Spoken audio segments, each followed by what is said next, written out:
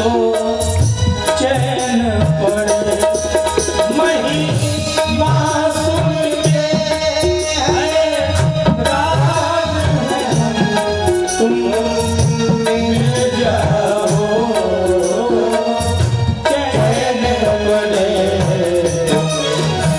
खोज के दिल मेरा थक ही गया तुम्हें खोज के दिल मेरा थक ही गया तुम हो किसी दिल में बैठे मुरली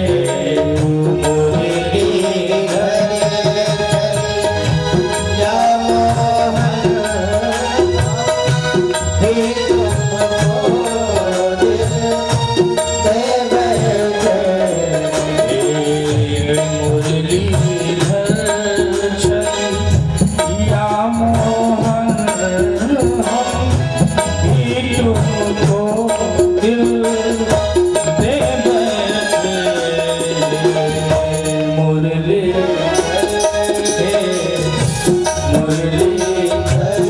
हे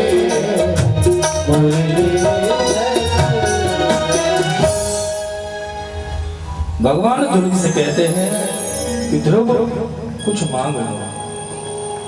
ध्रुव महाराज ने कहा कि प्रभु आपका दर्शन हो गया और मुझे अब कुछ नहीं चाहिए। फिर भी भगवान ध्रुव से कहे कि तुम अपने पिता के सिंहासन पर बैठे थे और तुम्हारी मैया ने तुम्हें उस सिंहासन से उतार दिया, तो तुम्हें सिंहासन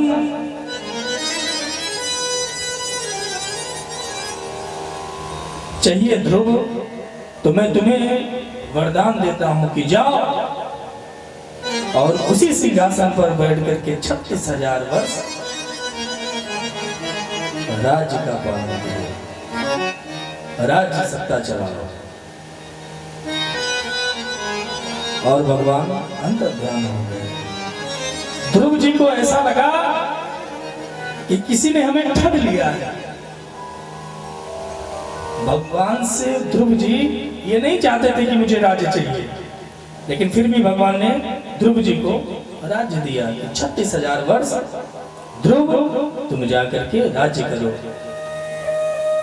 ध्रुव जी को लगा कि किसी ने मुझे ठग लिया है।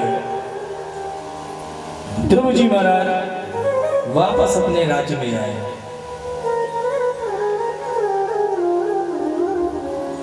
तो महाराज जैसे ही राज्य में आया तो सबसे पहले किसने देखा? सबसे पहले उत्तानपाद ने देखा।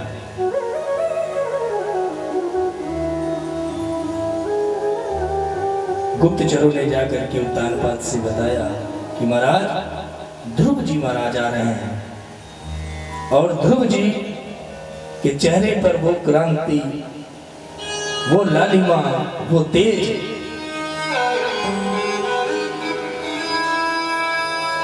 उत्तानपाद महाराज दौड़े और दौड़ करके अपने पुत्र को हृदय से लगा लिया।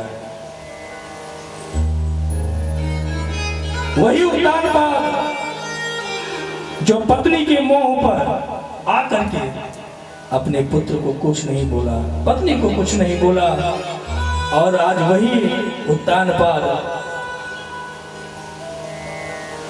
जाकर के अपने ध्रुव को, अपने पुत्र को हृदय से लगाया। वही मैया जिसने अपमान किया था सुरुचि, वो आकर के उत्तानपाद को अपने हृदय से लगाया।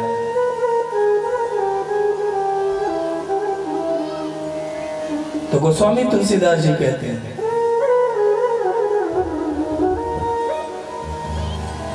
जा पर कृपा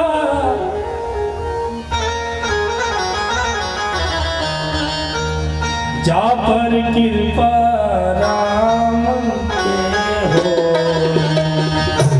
जा पर कृपा राम के हो, जा पर कृपा राम पर होई, जा पर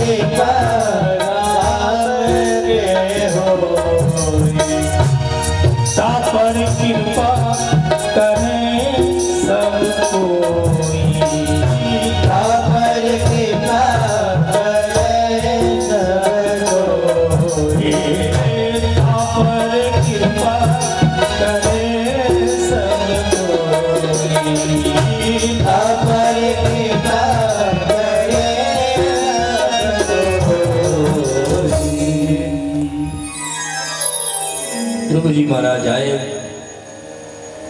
उत्तानपाद ने ध्रुव जी महाराज का राज तिलक किया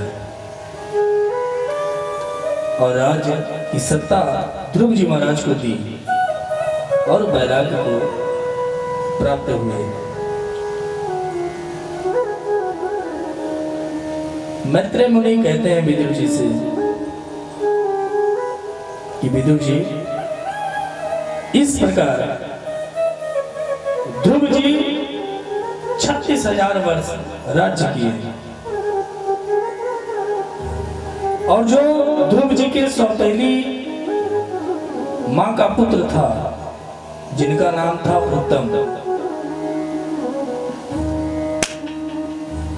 उत्तम महाराज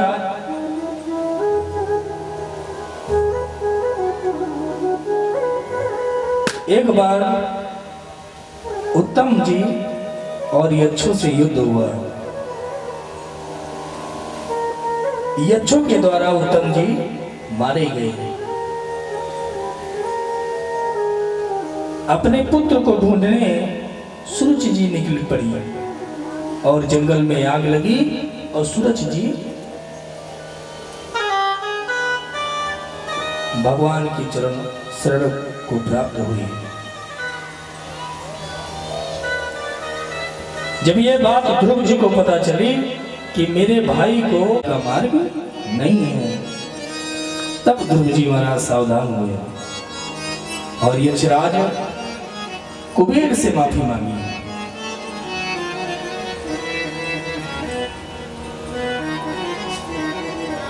और अपने राज्य को लौट आए। आकर के अपने बच्चों को राज्य सौंप दिया और सौंप करके भजन करने लगे। भजन करते करते अलौकिक विमान प्रकट हुआ और उस विमान में भगवान के पार्षद बैठे हुए थे। ध्रुव जी महाराज को उस विमान पर बैठाया और ध्रुव जी महाराज जब विमान से चलने लगे तो मृत्यु देवता खड़े थे, काल खड़ा था। उसने ध्रुव जी से कहा कि प्रभु नियम ना बिगाड़िए, ये मृत्यु लोक है, यहाँ पे जो आया है हर प्राणी को मृत्यु का सामना करना पड़ा है।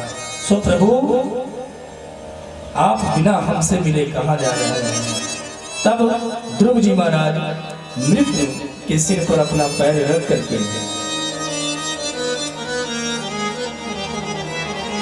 विमान से आगे बढ़े।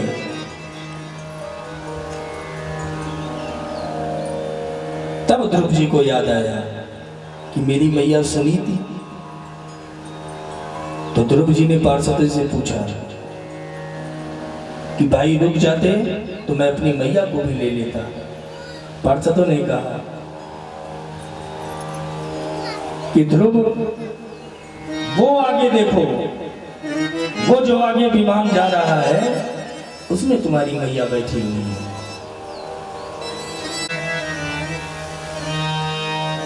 इसलिए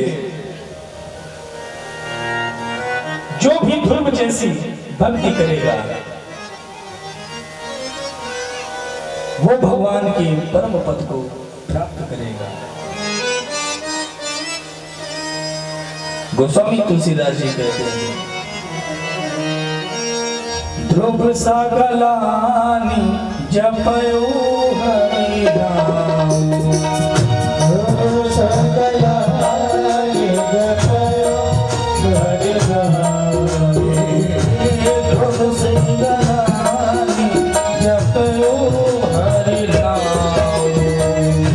ध्रुव सकलानि जपयो हरि नाम, पाया हूँ अचल अनुपम ठाऊं, पाया हूँ अचल अनुपम ठाऊं,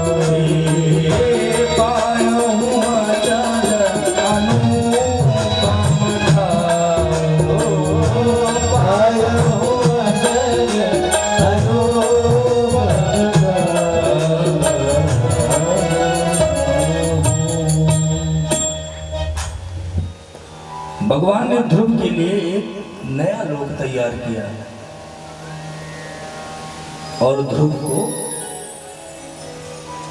ध्रुव का निवास वहीं दिया। ध्रुव लोक आज भी ध्रुव जी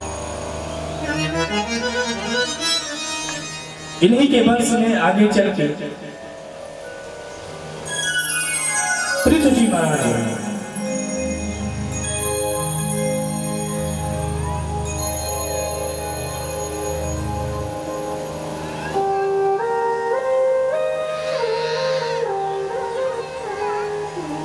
पृथु जी महाराज के बाद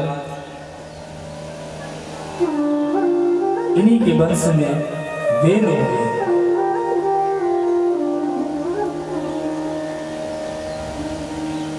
महाराज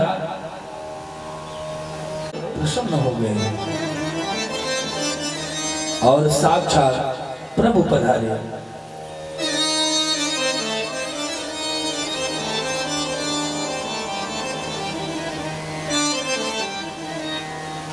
मंथन से जब वो प्रकट हुए, चिन्ह देखा शंख चक्र का, तो संतों ने कहा कि साक्षात परमात्मा का ही अवतार हुआ है। इसलिए संतों ने उनका नाम पृथु रखा। बोलिए पृथु महाराज की जय हो। सबने मिलकर के महाराज पृथु को चक्रवर्ती की पदवी प्रदान कर दी, गद्दी पर बैठा दिया, अभिषेक किया। बंदी जन हाथ जोड़ करके पृथु भगवान की महिमा गाने लगे। पृथु महाराज ने टोक दिया कि महाराज अभी तो मैं गद्दी पर बैठा भी नहीं और आप मेरी प्रशंसा और गुणगान और जयकारा लगा रहे हैं। ऐसा मैंने क्या कर दिया कि आप मेरे नाम का जयकारा लगा रहे हैं? होता है ना, जब नेता लोग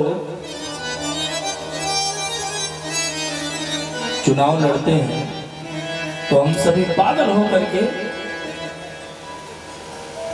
फला भैया जिंदाबाद, फला भैया जिंदाबाद इतना नारा लगा देते हैं, इतना गुणगान कर देते हैं कि वो ये सोचने लगता है कि बिना कुछ किए हमारा गुणगान हो रहा है। तो जब बिना कुछ किए गुणगान हो रहा है तो करने की क्या जरूरत है?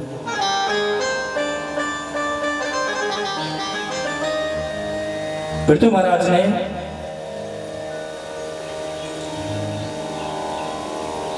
पृथ्वी को आदेश दिया कि हमारी प्रजा को अन्न प्रदान करें। पृथ्वी ने नहीं सुना तो पृथु महाराज क्रोध में आ गए। और जब क्रोध में आ गए तो पृथ्वी मैया गौ के रूप में प्रकट हो गई और हाथ जोड़ करके पृथु महाराज की स्तुति करने लगी। क्षमा करें, मैं आपके पराक्रम को नहीं जानती, क्षमा करें नाथ, आप तो साक्षात धर्म सम्राट हैं, धर्म रक्षक हैं, प्रतिपालक हैं। मैत्रेय जी कहते हैं विदुर जी से कि विदुर जी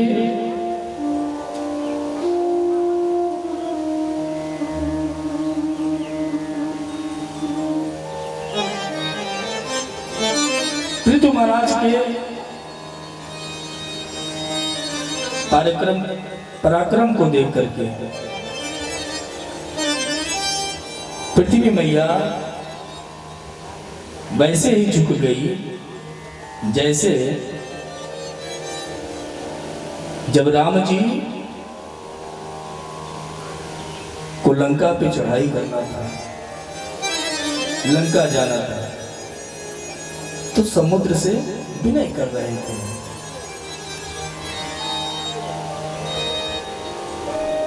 जलदिना मानत विनय न मानत जलद जड़ गए विनय न मानत जलद जड़ गए 3 दिन भी बोले राम सकोप तब भय दिन हो न। उसी प्रकार जब पृथ्वी महाराज विनय कर रहे थे तब पृथ्वी मैया नहीं मानी। पृथ्वी मैया ने कहा कि महाराज बेन के अत्याचार से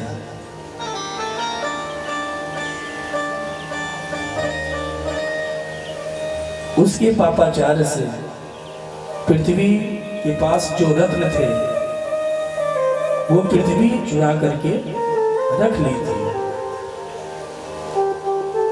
लेकिन जब राजा पृथु जैसे धर्मात्मा राजा पृथ्वी पर आए तब पुनः धरती मैया ने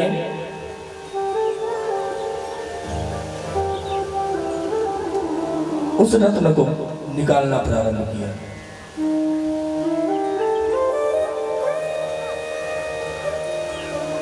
मैत्री जी कहते हैं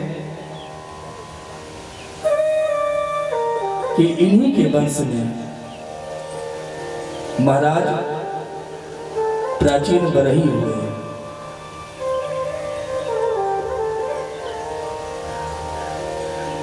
प्राचीन बरही महाराज बड़े भारी कर्मकांड थे, बड़े विद्वान थे।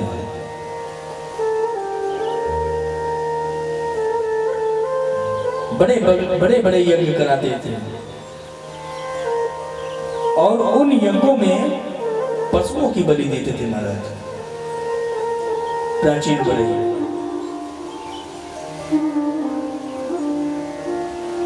नारद जी आकर के समझाए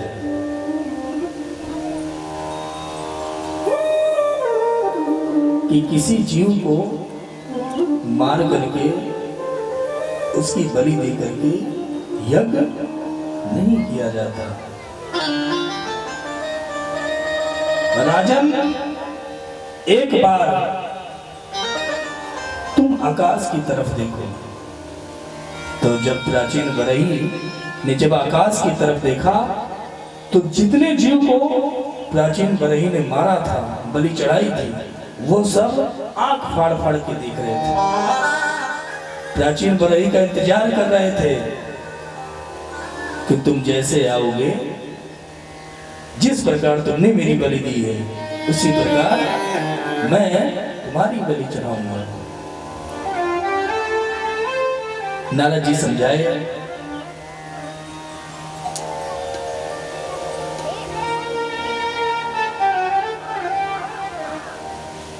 तो प्राचीन बरही ने कहा कि प्रभु, जो वैदिक विद्वानों ने कहा, जो कर्मकांडी ब्राह्मणों ने कहा, मैंने वैसा ही किया।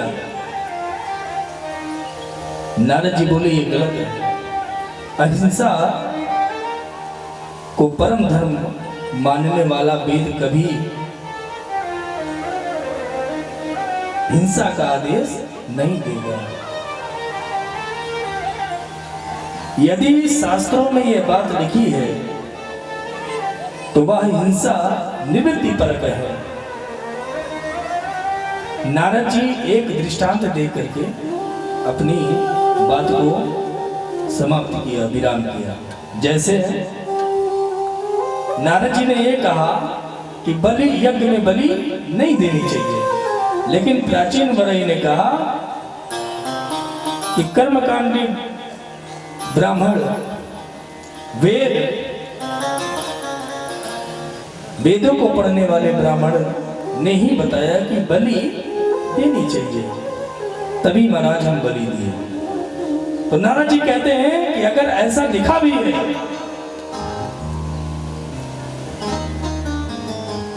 तो आप हर रोज यज्ञ करते हो और हर रोज बलि चढ़ाते हो।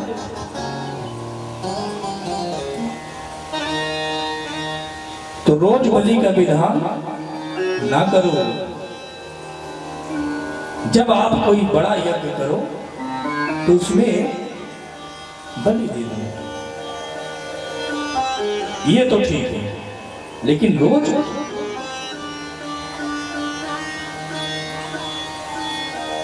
नारद जी ने एक छोटा सा दृष्टांत प्राचीन बरही को दिया कि एक शिष्य था, वो बीड़ी बहुत पीता था महाराज।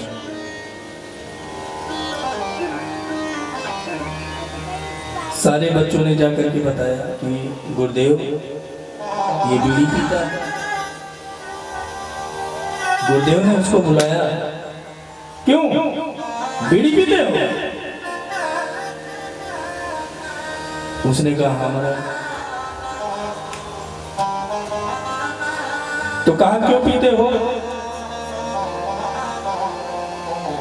तो बोला आदत है महाराज।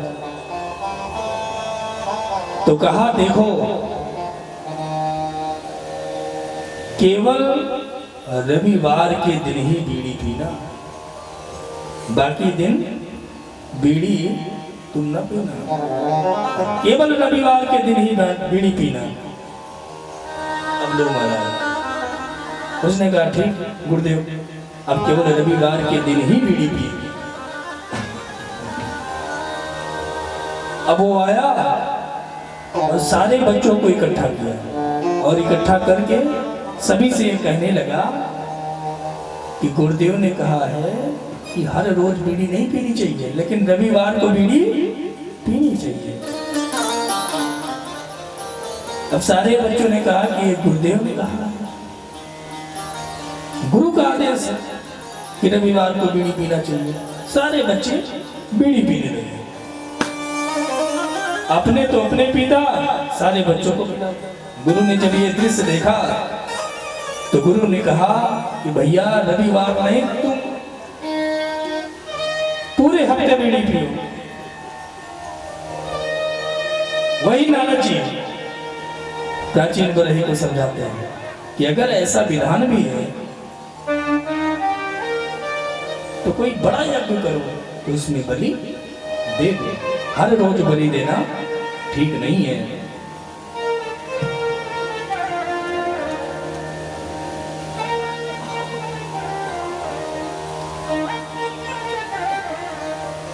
नारद जी भगवान नाम संकीर्तन करते हुए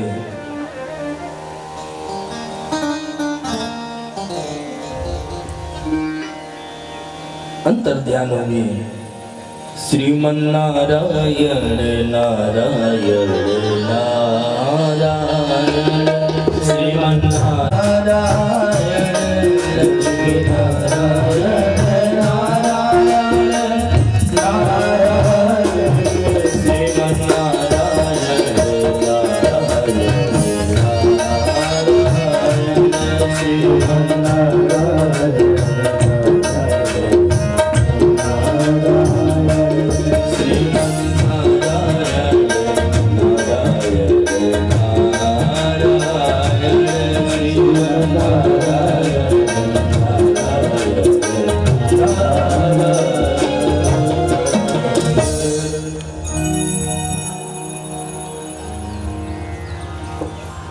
सुखदेव महाराज राजा परीक्षित से कहते हैं कि परीक्षित, भगवान को तुम जिस भाव से जैसे भी आप भगवान को बुलाओगे, भगवान दौड़ा दौड़ा आ जाएगा। लेकिन निर्जल भाव से भगवान से प्रीति करो। सुखदेव महाराज बड़े ही भाव के साथ राजा परीक्षित को ये बताते हैं कि केवल प्रेम के बस में आकर के भगवान ने क्या क्या ज्ञान किया।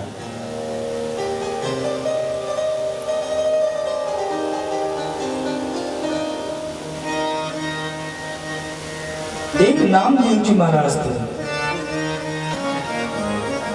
भक्तों के लिए भगवान स्वान भी बने महाराज, कुत्ता भी बने।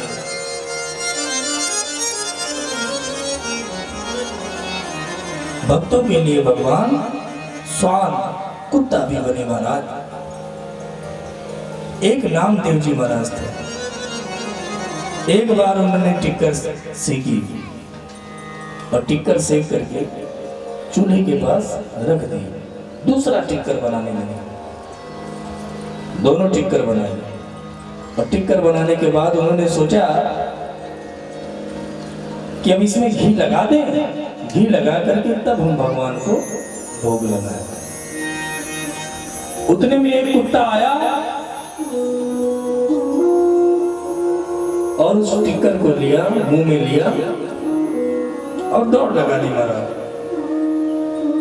अब कुत्ता आगे आगे रोटी दबा करके और नामदेव जी महाराज पीछे पीछे। और नामदेव जी बस इतना कह रहे हैं कि महाराज घी लगा दे तब आप पाओ। टिक्कर सूखी है, घी लगा दे तब आप पाओ। नामदेव जी महाराज को उस कुत्ते में भी भगवान नजर आए। अब कुत्ता भागता गया, नामदेव जी दौड़ाते गए। कुत्ते ने भी हारी नहीं मानी और नामदेव जी महाराज ने भी हारी नहीं मानी। कुत्ता थक गया, एक जगह बैठ गया। लो भैया अपनी रोटी ले लो। निर्मल मन जन सो मोहि पावा, निर्मल मन जन सो मोहि पावा, निर्मल मन जन सो मोहि पावा, निर्मल मन जन सो मोहि पावा।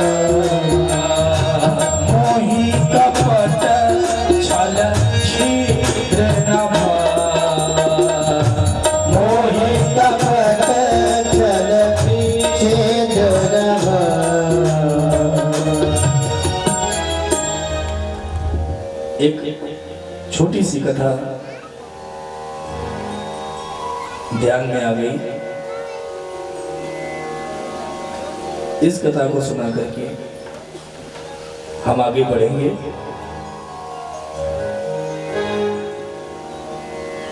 देखिए भाव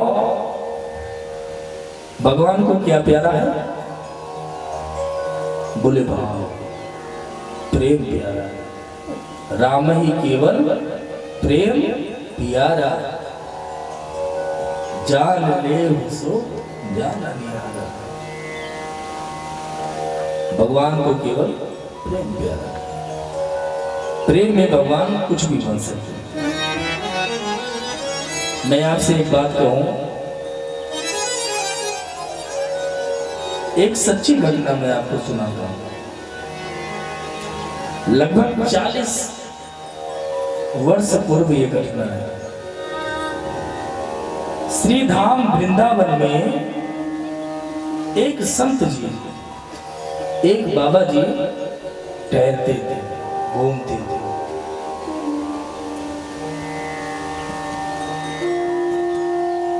और वो बाबा जी, वो संत जी रोज बांके बिहारी लाल का दर्शन करने के लिए जाते थे।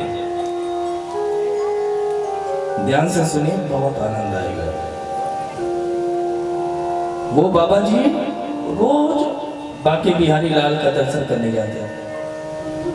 दर्शन करने जाते तो, लेकिन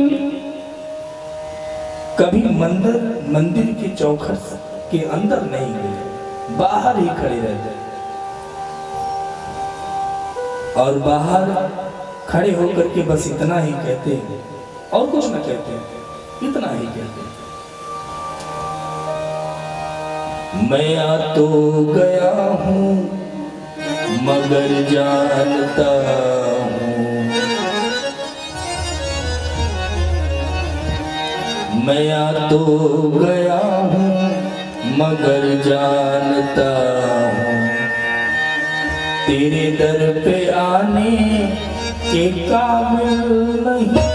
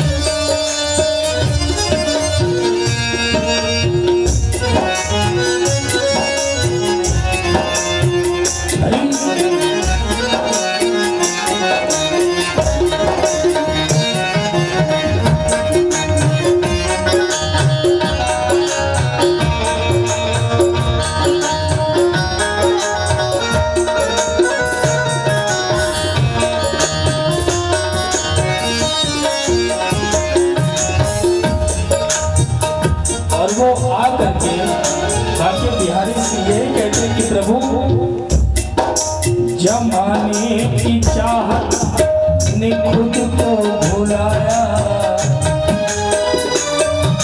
जमाने की चाहत में खुद को भुलाया, तेरा नाम मेरी जुबां पर ना आया।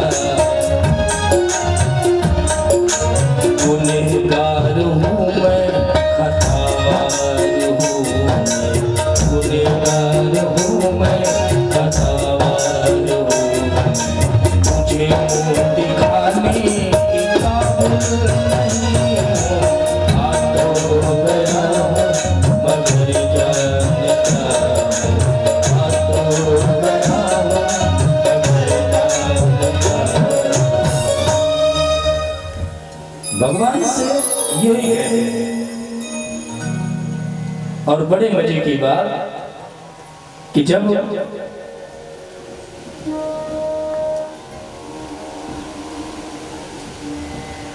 हम सभी के समक्ष यूं कह लीजिए कि हमारे बड़े भाई, हमारे पिता, हमारे मार्गदर्शक, हमारे गुरु, लखनऊ की धरती से पधारे हमारे भैया पंडित संतोष तिवारी जी महाराज का हम सभी को आशीर्वाद प्राप्त हुआ। व्यासपीठ से ढेर सारा प्यार, आशीर्वाद।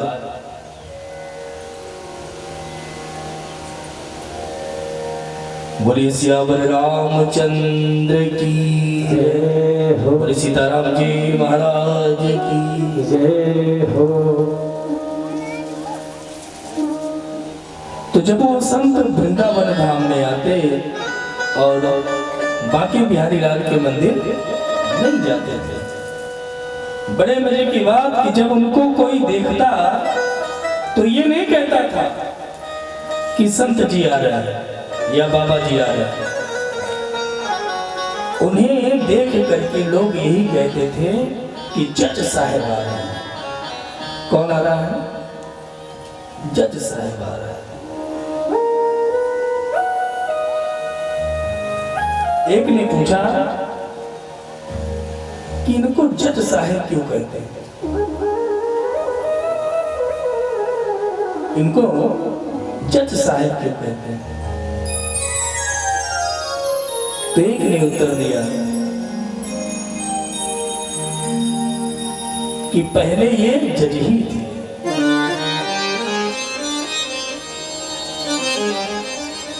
किसी शहर में एक छोटे से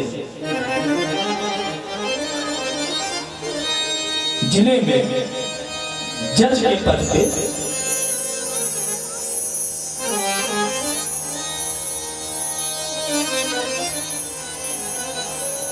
किसी छोटे से शहर में ये जज के पद पे थे।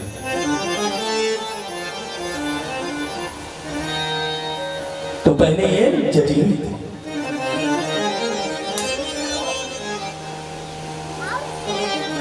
और जहां ये जज थे, जिस शहर में ये जज थे, उसी शहर में एक छोटा सा गांव था और उसी गांव में एक भोला नाम का व्यक्ति निवास करता था।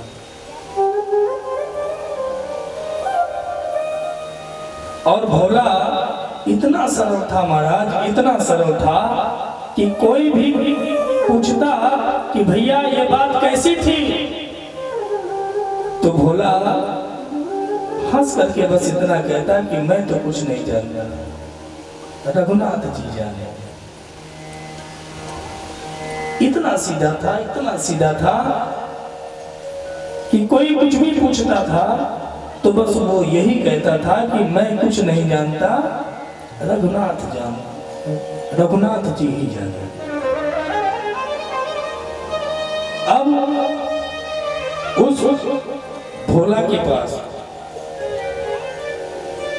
दो बेटे और एक बेटी। बेटी सयानी हुई भोला ने समझा कि अब बेटी का विवाह कर देना चाहिए। बेटों ने भोला से कहा कि पिताजी, आप गांव के साहूकार से कुछ रुपया उधार ले लीजिए और शादी के बाद हम सब कमाई करेंगे, कमाई करके चुकता कर देंगे, लौटा देंगे। ध्यान से सुनिए, बहुत आनंद आएगा। भोला साहूकार के पास गया, 200 रुपया उधार लिया। कितना? आप लोग बोलते नहीं। 200 रुपये उधार लिया। ब्याज की दर तय हो गई। 200 रुपये लेकर के भोला आया और अपनी बेटी की शादी बड़ी धूमधाम से की। कुछ दिन बाद बेटों ने कमाई की और बेटे पैसा ला करके अपने पिता को दिया और कहा कि बाबूजी, जो आप सेठ से रुपया उधार लिए थे, जा करके चुकता करता वापस। अब भोला चला तो जब पैसा लिया था तब उस सेठ ने एक रसीद लिख ली थी। भोला गया, उस सेठ को रुपया वापस दिया। सेठ ने भी लिख लिया, पाई पाई से हिसाब चुकता। रसीद काट करके कि हिसाब बराबर इतना लिख करके भोला को दे दिया। और भोला से सेठ ने कहा कि पढ़ो। तो जब भोला ने देखा तो भोला अनपढ़ था, पढ़ नहीं पाया। तो भोला ने कहा कि मैं तो कुछ जानू नहीं, रघुनाथ जी जाने। और चुपचाप उस पर्ची को ले लिया। अब इतने में ही सेठ को बेईमानी आ गई। सेठ ने भोला से कहा कि एक गिलास पानी लाओ। सेठ भोला दौड़ा दौड़ा गया पानी लेने के लिए। सेठ ने जो पर्ची दी थी उस पर्ची को रख ली, दूसरी पर्ची में कुछ ऐसा लिख करके भोला को दे दिया। भोला आया, आ करके श्री रघुनाथ जी के चरणों में उस पर्ची को रख दिया और मस्ती के साथ रहने लगा। सिर पर सीताराम, फिकर फिर क्या करना। सिर पर सीताराम, फिकर फिर क्या करना। सिर पर सीताराम, फिकर फिर क्या करना। सिर पर सीताराम, फिकर फिर क्या करना। क्या करना, क्या करना, फिकर फिर क्या करना। क्या करना, क्या करना, फिकर फिर क्या करना। तेरी फिक्र बनेंगे काम, फिकर फिर क्या करना। तेरी फिक्र बनेंगे काम, फिकर फिर क्या करना। फिक्र बनेंगे काम, फिकर फिर क्या करना। फिक्र बनेंगे काम, फिकर क्या करना।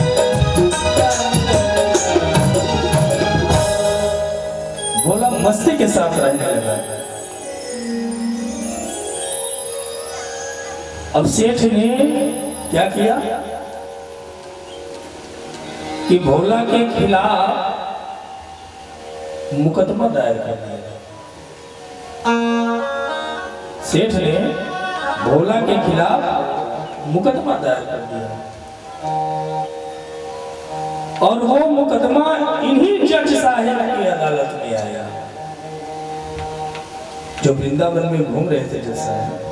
वो मुकदमा इन्हीं जज साहिब की अदालत में आया।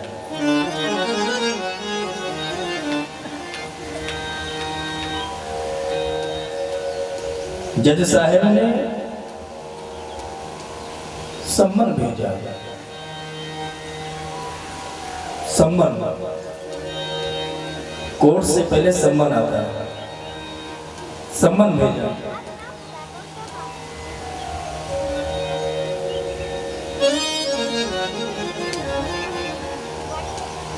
भोला को जब ये बात पता चली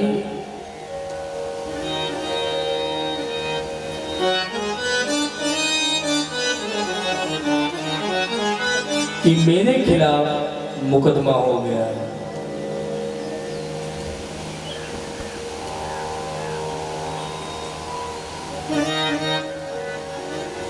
तो भोला रोने लगा।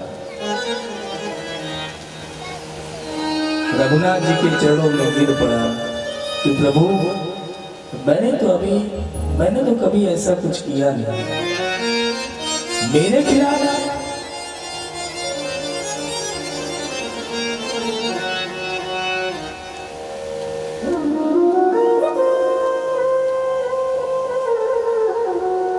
तारीख, जिस दिन उसकी तारीख थी उसी दिन भोला सुबह सुबह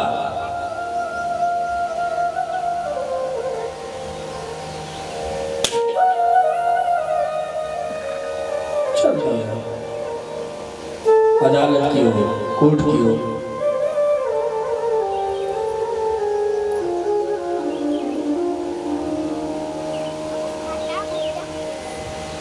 और भगवान से कहा कि प्रभु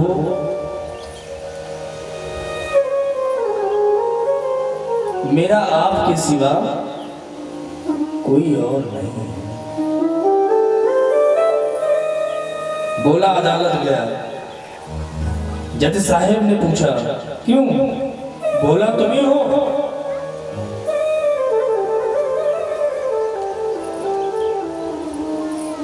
बोला ने कहा हाँ। तो सेठ से रुपया उधार ली थी? बोला ने कहा हाँ। वापस कर दी? बोला ने कहा हाँ। तो जज साहब ने कहा कोई प्रमाण? तो भोला ने वही रसीद दिखाई। जी यही प्रमाण है। जब जज साहब ने उस रसीद को देखा तो जज साहब ने कहा कि इससे तो सिद्ध नहीं होता कि तुमने सेठ को रुपया वापस कर दिया है। भोला ने कहा अरे भाई बाप, हम तो इसी को सब कुछ समझ रहे थे। वो रोने लगा। जज साहब को दया आया। जज साहब ने कहा रो नहीं। अच्छा ये बताओ कि जब तुम रुपया वापस करने गए थे तो तुम्हारे और सेठ के बीच में कोई और था? भोला उसी सहजता से कहा कि हमारे और सेठ के बीच में सिवा रघुनाथ जी के और कोई नहीं था। भोला ने लिया रघुनाथ जी का नाम और जज साहब को लगा कि रघुनाथ इसी के गांव के कोई होंगे।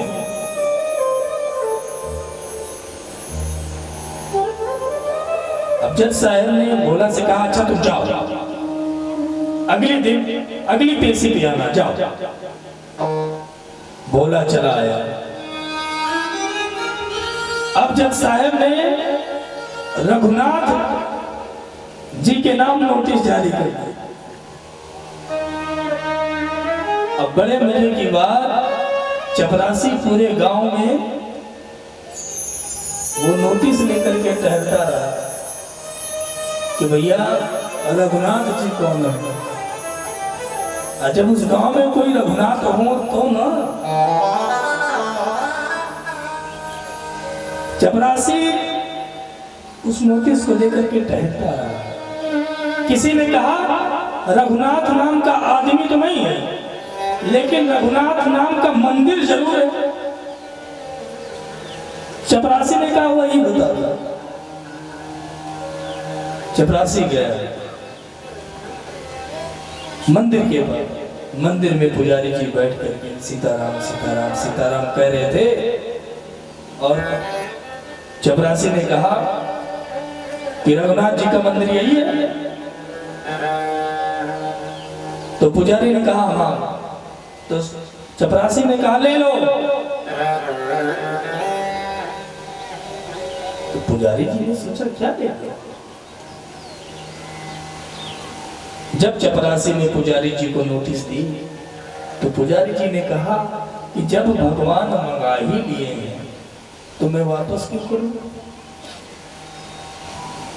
और जब पुजारी जी ने उसको खोल के देखा तो पुजारी जी रोने लगे कि वारे भगवान,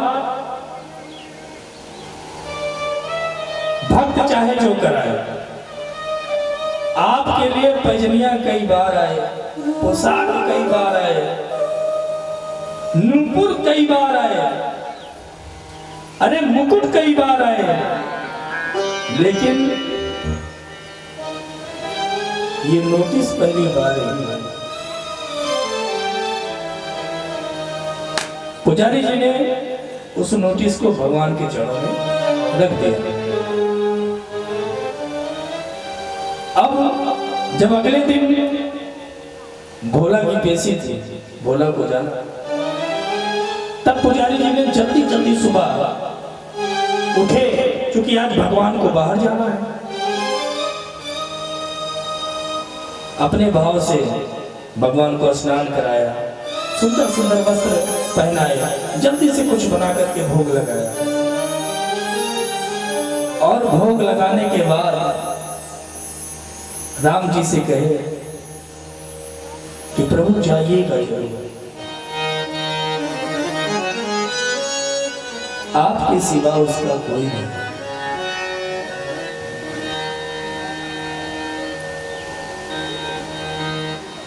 भोला तो अदालत में पहुंचा।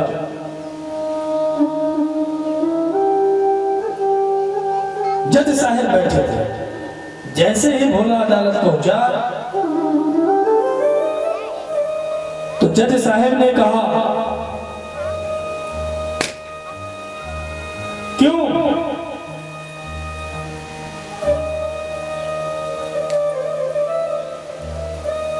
भोला तुम्हारे गवाह आए हैं? तो भोला ने कहा हाँ। तो जज साहब ने कहा है? तो भोला ने उसी सहजता से कह दिया कि वो तो हर जगह रहते हैं, यहीं कहीं होंगे। जज साहब ने कहा कि बुलाओ फिर। जज साहब ने चपरासी को आदेश दिया। चपरासी बाहर आकर के बुलाने लगा, रघुनाथ हाजिर हो, रघुनाथ हाजिर हो, रघुनाथ हाजिर हो। ऐसे 3 बोले जो लगाए हैं तो क्या देखा कि चाल लटपटी सी, एक वृद्ध की झुकी सी देह। क्या देखा कि चाल लटपटी सी, एक वृद्ध की झुकी सी देह, दुपट्टी फटी सी, शीश बांधे धर धाये, हाथ में है छड़ी पड़ी तुलसी की ही माल, माथे पर रोरी और चंदन चढ़ाए। साहेब के सामने विनीत चपरासी साथ, आज रघुनाथ जी गवाह बन गए, आज रघुनाथ जी गवाह बन गए।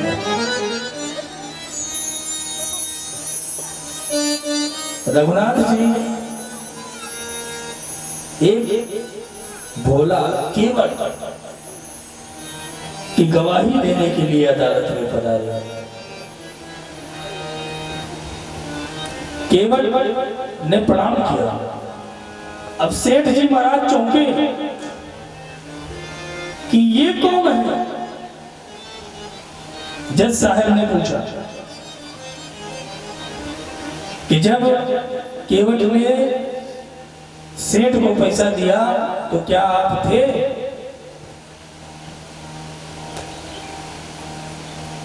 राम जी ने कहा हाँ हम थे। क्या प्रमाण है? तो परम पिता परमेश्वर से क्या छीन सकता था। भगवान ने जज साहब से कहा कि सेठ को यहीं रखा जाए और अभी तक वो रसीद सेठ के बैठक में जो रजिस्टर रखा है उस रजिस्टर में अभी तक वो सुरक्षित है। वो रजिस्टर मंगाया जाए। सेठ को रखा गया, रजिस्टर मंगवाया गया, रजिस्टर में रसीद पाई गई। सेठ जी दंडित हुए और भोला को बरी किया गया। गवाह महाराज तो पहले ही चले गए थे।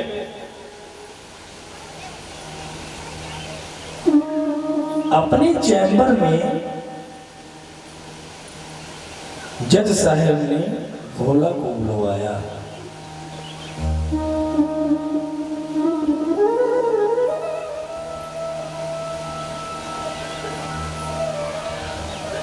और भोला से कहा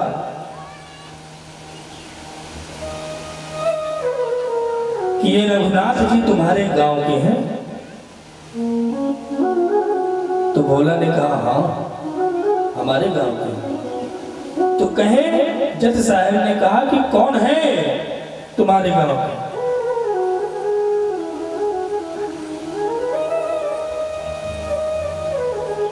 तो भोला ने उसी सहजता से कहा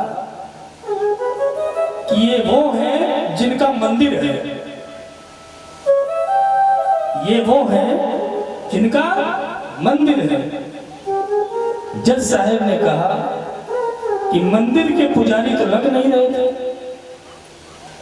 और मंदिर इन्होंने बनवाया हो ऐसी हैसियत नहीं दिख रही थी। भोला ने कहा कि साहब पढ़े लिखे लोगों को समझाना बहुत मुश्किल होता है। अरे ये वो है जो मंदिर में विराजमान है, ये वो है जो मंदिर में विराजमान है।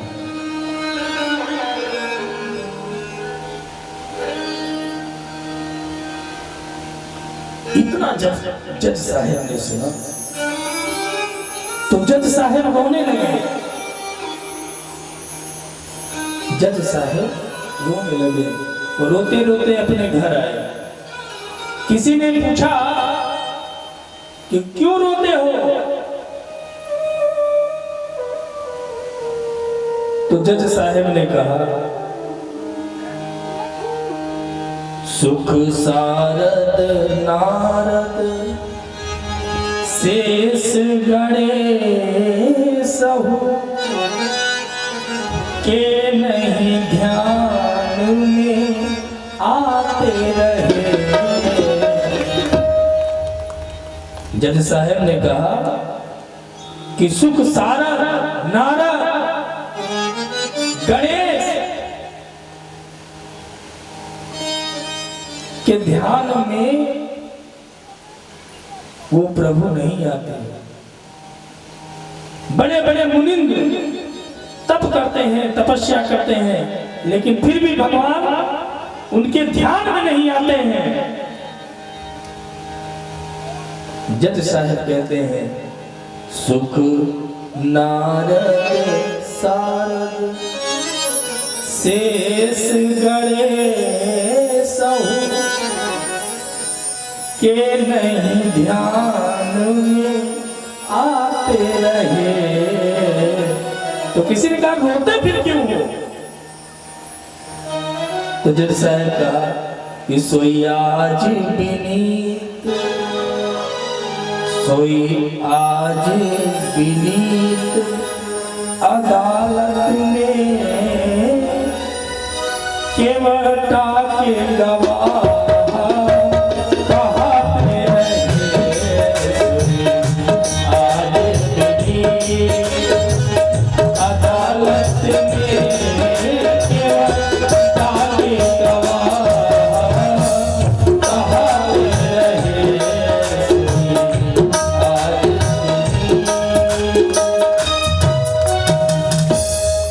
जो परमात्मा सुख सनकादि के ध्यान में नहीं आता, वो आज एक केवल की गवाही देने के लिए मेरे सामने खड़ा है। तो किसी ने कहा कि फिर क्या हुआ, आप इतना रोते क्यों हो? तुमने कहा कि कुर्सी पे बना, कुर्सी पे बना जज बैठा रहा, जगदीश खड़े समझाते रहे। कुर्सी पे बना, उन्होंने कहा कि एक दिन जिनको हम सभी को उनकी अदालत में पेश होना है, और कुर्सी पे मैं जज की तरह बैठा रहा और जगदीश खड़े होकर के हमें समझाते रहे, भोला की गवाही देते रहे। उसी वक्त उन्होंने इस पद से इस्तीफा दे दिया और इस्तीफा दे करके वृंदावन पधारे।